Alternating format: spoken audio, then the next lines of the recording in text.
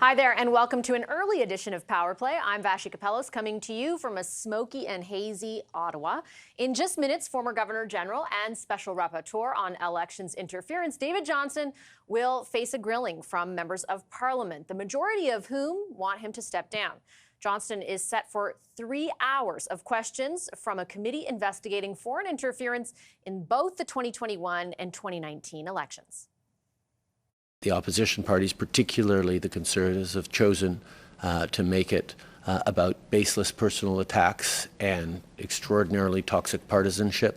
So we think we could skip all this, save all this money, by going straight to a public inquiry. Given that appearance of bias, he can no longer do the work that it was intended to be done.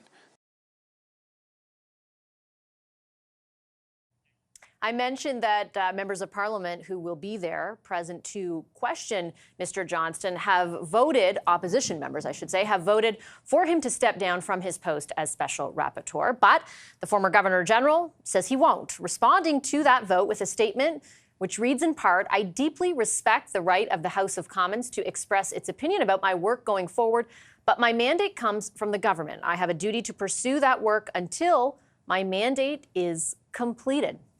And Tory leader Pierre Poilievre just made some comments in advance of Mr. Johnston's testimony. Let's listen into those.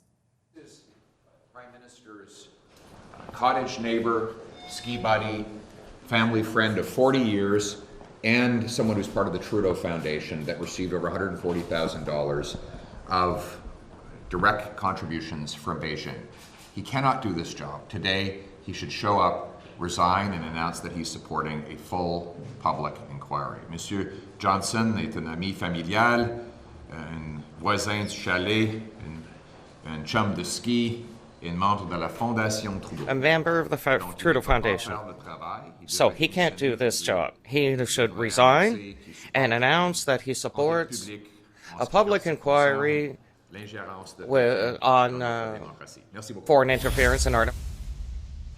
So Pierre Poilievre, the leader of the Conservative Party there, echoing his line of criticism for weeks now, saying, essentially highlighting the optical questions that the Conservatives have had and other parties to a certain degree about Mr. Johnston, and saying that he should instead call a public inquiry instead of push forward on public hearings. The Prime Minister a few minutes ago also commented on that line of criticism. He characterized it as unserious. We are anticipating NDP leader Jagmeet Singh will come to the microphone live at some point in the next few minutes, and we will carry that for you. Right now, though, I want to bring in CTV News' senior political correspondent, Glenn McGregor, to talk a little bit about what the stakes are going into this testimony this morning. 3 hours is, Glenn, not a short amount of time. And I think the vast majority of it is going to be given over to opposition questions to Mr. Johnston about his relationship with Justin Trudeau and also to the Trudeau Foundation. I don't know how much light we're going to get shed on the issue at hand, the central issue, that is his report into alleged Chinese interference in those elections and his decision to not call for a public inquiry. I think it's going to be basically opposition MPs asking in detail about when he met the Trudeaus, how close he was to them, how much time he spends with them. Now, Johnston has addressed this before. Remember the day his report came out, he devoted some time at that press conference to talking about how he met Justin Trudeau when he had a chalet at Mont Tremblant, and the Trudeau kids came over to ski with David Johnston's daughters. We didn't get a date on this, but it sounded like it was a long time ago. And he also talked about how when he was at, David Johnston was at McGill University as president there, that Trudeau was enrolled there but didn't have any contact with him. So I think this is a chance for David Johnston to, with even a wider stage now before committee of MPs, to kind of give some more detail on that and try and refute some of those allegations, Vassy, that he has a bias in favor of Justin Trudeau, and try and kind of change the channel on that a little bit. Opposition MPs are not going to give him a chance. They're going to hammer him over and over again for the better part of 3 hours. Yeah, Glenn, it will be really interesting to see if he is able to change the channel, because you noted kind of the way in which he tried to explain that friendship in the day that he released his report. I think there he is. I believe that's a shot of him in the committee room at the moment. And he kind of went on at length talking about the summer hop. Like it seemed to land a little flat at the time. So I'm curious to see if hiring a crisis communications firm changes the way in which he responds to those questions. And we've got a brand new article out from the Globe and Mail as well today saying that his lead counsel in this issue, in his role as special rapporteur, actually attended a Trudeau fundraiser back in 2021.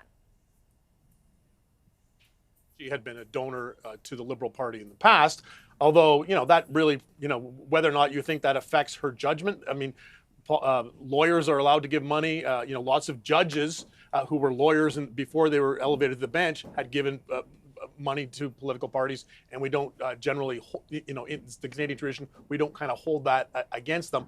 There will probably be some exploration of that issue as well as the decision to hire Navigator, the crisis communications firm. But yeah, I mean, I think this is a chance for David Johnston to kind of give some more details. And the line that Pierre Poilievre has used has made it sound like they are close friends, David Johnston and Justin Trudeau.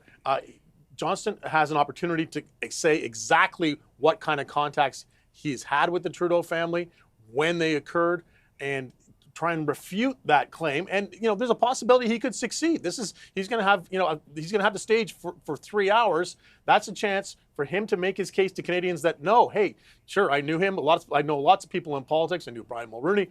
It doesn't affect my judgment on this issue. I take it seriously. Whether he'll succeed, I guess we'll see in about starting in the next few minutes. Yeah, just under 10 minutes. Thanks so much, Glenn, CTV senior political correspondent. Glenn McGregor, let's talk a little bit about what to expect this morning into this afternoon. With me now, Sabrina Grover was a federal Liberal candidate in the 2021 election. She's now a principal at Shakti Strategies. Fred Delory is the former director of political operations for Prime Minister Stephen Harper and was the 2021 Conservative National Campaign Manager. He's now a managing partner with Deslauriers Public Affairs. And Anna Grath is national director of the NDP. Hello again, everyone. We meet again just a few weeks later. Sabrina, I wanted to start off with you and ask you what you're anticipating. What do you like? What's the big sort of takeaway that you're going in thinking about?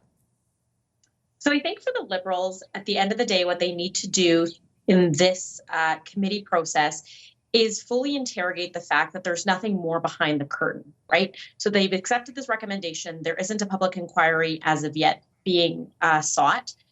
They need to fully interrogate that they're taking this seriously, makes real indications that they've got a plan to move forward. And I think part of that's kind of started to come out already.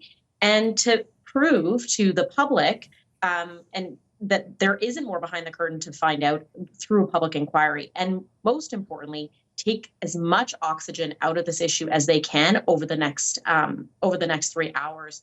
Because really, there's only about 3 weeks worth of oxygen left in this issue, in terms of like where the public is, how far it's gotten so far. I think on the Conservative side, though, there's a bit of a credibility issue. And so far, all I've heard from the Conservatives, including the leader, has been personal attacks and has been a degradation of Mr. Johnston's character. I don't anticipate there's going to be more evidence or more information to come out on the Conservative side. And so for them, I think it is a bit of a game in looking not particularly petty and trying to get something useful out of this. And without having taken those security briefings, I don't know that they're going to have anything to say. Okay, Anne and Fred, I'm going to bring you in a second. If you're just joining us now, you're looking inside in the little box in the corner of your screen at the committee room in which former Governor General David Johnston is set to testify before MPs for the next 3 hours. That's getting underway at 10 o'clock Eastern. But right now, the leader of the NDP, Jagmeet Singh, is speaking about what to anticipate there. So we're going to listen in for a little bit live. So New Democrats are taking the allegations of foreign interference very seriously.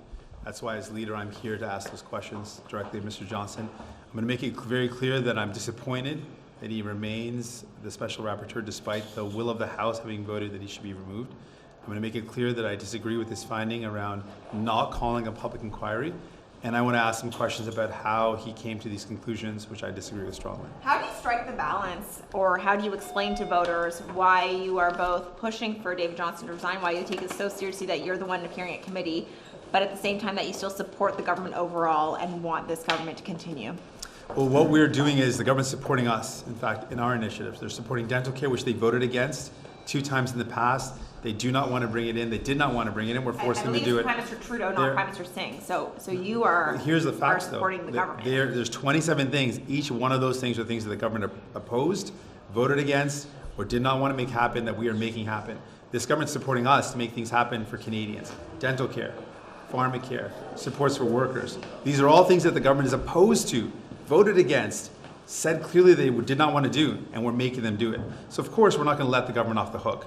They would absolutely love to not deliver on dental care. They would love to not deliver on pharmacare. They would love to not deliver on protections for workers.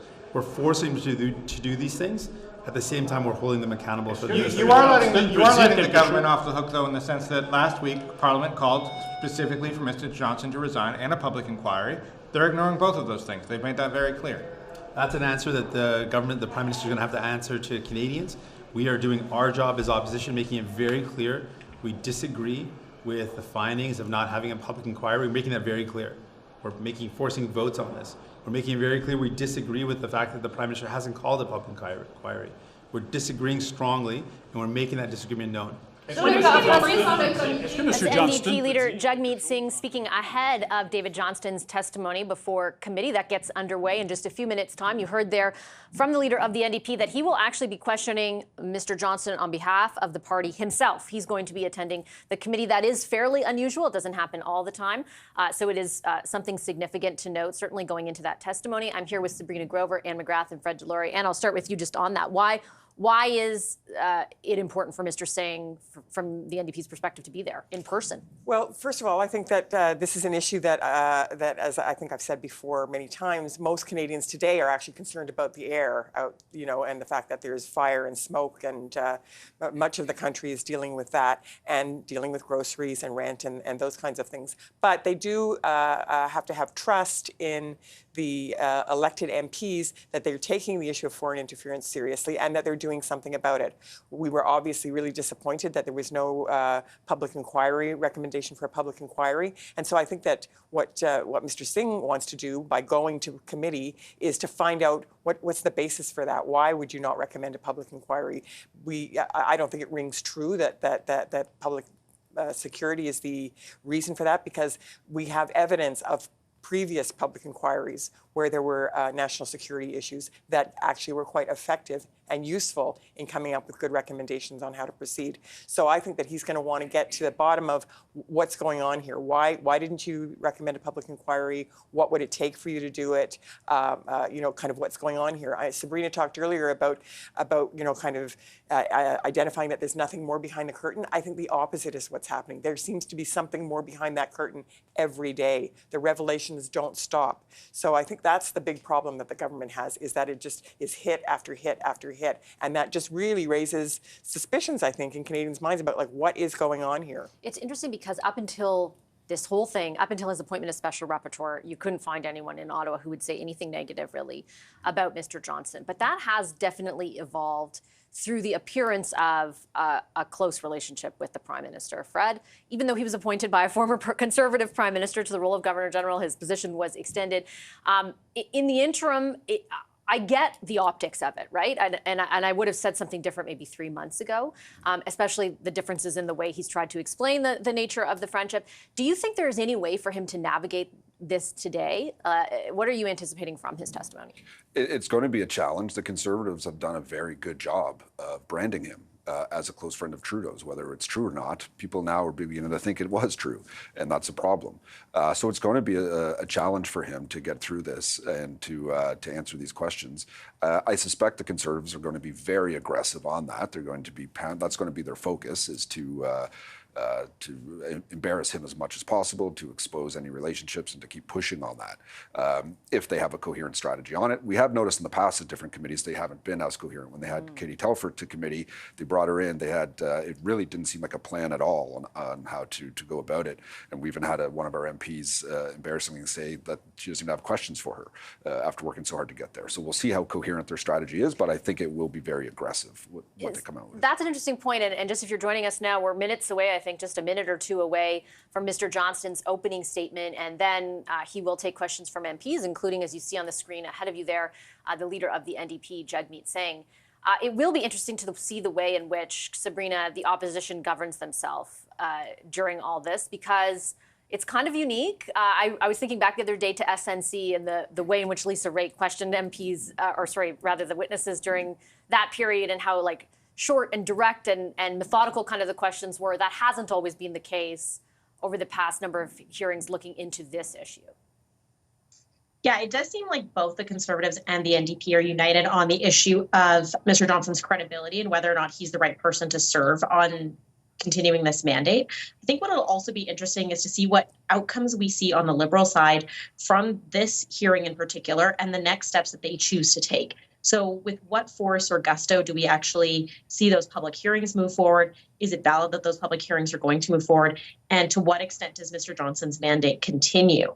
And I think this committee almost provides some of that cover for them to take those next steps within that mandate, within that scope, and within the seriousness of actually addressing foreign interference, whether that's through legislation, whether that's through the foreign registry.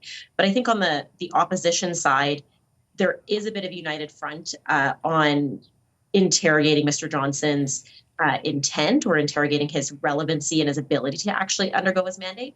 But I don't expect this committee to actually talk about foreign interference. And I think that that's the important thing at the end of the day that really matters to Canadians, and that matters to our elections. And so it'll be interesting to see how all of the parties kind of come forward and actually address the issue at hand. I think in that vein, Anne, I'm very curious to see if Mr. Johnston provides a detailed answer on what are these public hearings?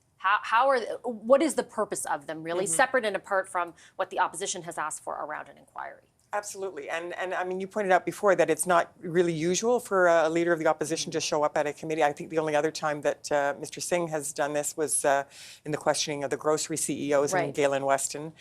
So this is a very significant step. And I think that you will see, as we have seen all along, that there's a substantial difference between the Conservatives' approach and the Bloc's approach and the NDP approach. We have not gone after Mr. Johnston in a kind of really very snarky and almost bullying way that the Conservatives have. I understand the tone point, but the NDP did introduce a motion asking for him to get out of the job. Yes, because that was voted on and approved by all opposition MPs. Because of the appearance of bias, right? And I think that we know in politics and actually even in law that the appearance of bias is a significant issue, whether that bias exists or not. So I think what you will see is that the Conservatives probably will raise the snark in this and really go after him personally around his relationships or supposed friendship with the Trudeaus, et cetera. But I think you'll probably see Mr. Singh be a bit more substantive around the actual issues of foreign interference and the public hearings and where we go from here. I think Anne's accurate in pointing out the differences in tone, certainly around the criticism of Mr. Johnston. But to the public, I think Sabrina's point is also true, that there is a perception now that the opposition kind of unanimously feels that his credibility is not where it should be on the issue. Yeah, no, they've done a very good job of doing that, of running that narrative. And Sabrina said something very that jumped out at me earlier about how we're not going to be talking about foreign interference at all today. To your disappointment, I'm sure. Yeah, this is an issue that is in front of us, and this report is quite substantial. There's a lot in it. There's lots of questions that could be asked. Public hearings. What's the process moving forward? But we're going to be going into this sideshow about just trying to destroy this man instead of actually getting to a place where we can ensure we have safe elections. What do you think the most important questions are around the issue of foreign interference that if you were directing MPs questions today, you would hope get asked? I think what they all should be thinking too is what the Conservatives were told, what our team was told right after the last election, is that there's legislative gaps. The security establishment's told us that.